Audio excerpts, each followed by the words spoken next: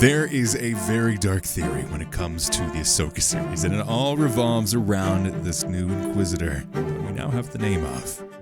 Welcome to Star Wars Uplink. So, let's talk about this theory.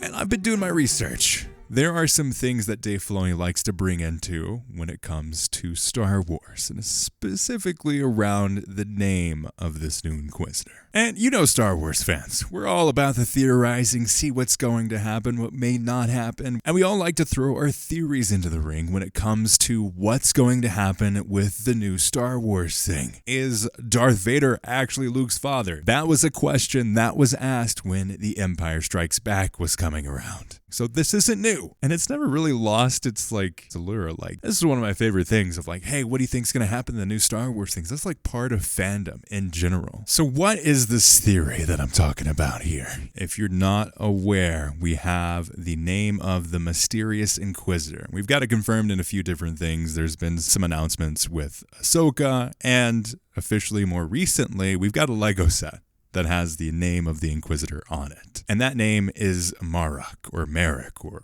we don't know how it's pronounced yet, but it's Marrok.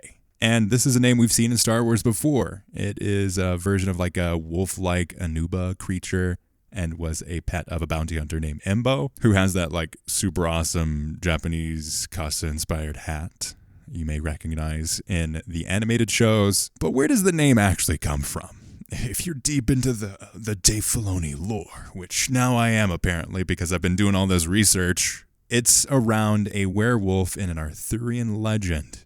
And it's something that Dave Filoni loves to put into Star Wars. The Dark Jedi, Baylan Skoll and Shin Hati, are also based on a pair of werewolves in Norse mythology, Skoll and Hati, meaning that there are three of Ahsoka's lightsaber-wielding villains with names after wolves. So they basically were you know what, let's have all of our villains in the Ahsoka series be named after Norse mythology or Arthurian legend around wolves. That seems like a great idea, right? Well, it gets a little bit deeper than that. This is what people are saying online, that Ezra is actually turned to the dark side and is using this connection that he has to wolves in general, the Loth wolf that was in Rebels. And this is the mysterious Inquisitor that we've all been seeing, Merrick, or however you pronounce it. I want to play both sides of the table here. I want to play yes, I'm all into it, and also the devil's advocate when it comes to this idea. But first, I want to say why I think this would be pretty freaking awesome. Last time we saw Ezra, he was flying into wild space with Thrawn. As we know in all of Legends, Thrawn is pretty convincing. Obviously, yeah, Rebels, they're trying to bring down Thrawn, and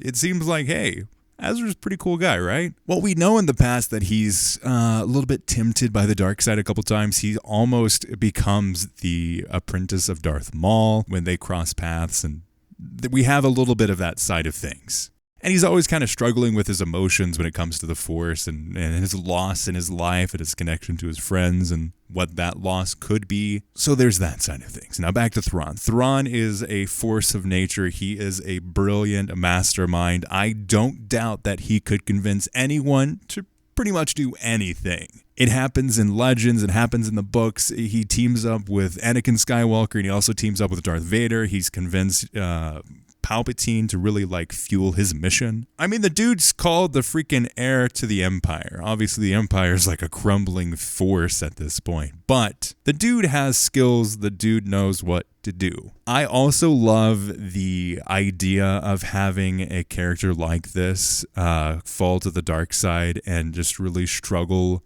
with a sense of self. It's a very anime inspired turn to the dark side.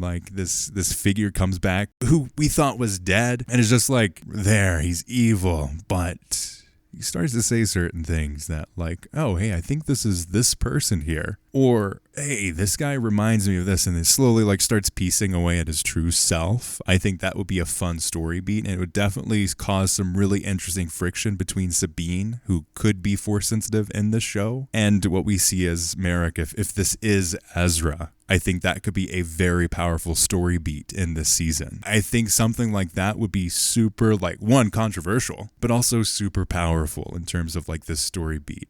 It's almost like the next step of what we kind of wanted Luke to be. Like if Luke falls to the dark side and instead of cutting himself off from the Force, what if he actually like went all the way and became the dark side and like had to be pulled back from it? Or even Rey, I think that would have been a very interesting story in the sequel trilogy of what would actually happen if it ended up that Rey was the dark side villain and had to be turned back to the light side by Kylo. I think it's a fun story beat. I think it would be really interesting to see it take place, especially from someone like, Hera's there, who was a mother figure for Ezra and kind of like the whole crew really. And then you have Sabine, who was a sibling almost to Ezra, and there would be that side of things, and generally just like a very fascinating story beat for the remainder of the Ghost crew, as well as like the strife that Ahsoka could face having to go against this person that she finds out is actually Ezra. But what does it look like if I'm playing devil's advocate here? Why wouldn't this work? Well, Ezra's a goody two-shoes. We see him constantly make the right decision in Star Wars, especially in Rebels. We see him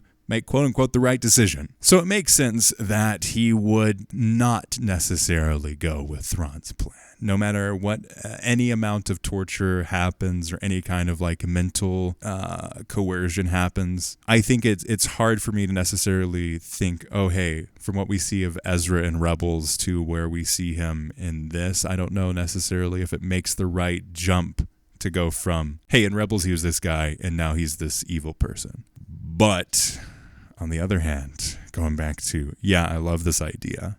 They haven't actually cast the official person. It's just a stunt double, whoever is playing in this body or the suit. So I think it would make some sense that it actually ends up being Ezra, considering how secretive they are being around this. But flipping back over to Devil's Advocate, we haven't seen a deep enough like worry around Ezra actually going to the dark side in any of the Rebel stuff. Obviously, he's tempted by it many times. He's got a lot of connections and a lot of love and respect and relationship stuff that is not necessarily there in terms of the original beliefs of the Jedi. He's got a lot of those relationships that could be put in jeopardy. What if Thrawn convinces him to do this? So I think it's an interesting idea. I want to see some of this like complex storytelling. I don't necessarily know if this is like the right style of that complex storytelling that fits for the character of Ezra, but man, I would love this idea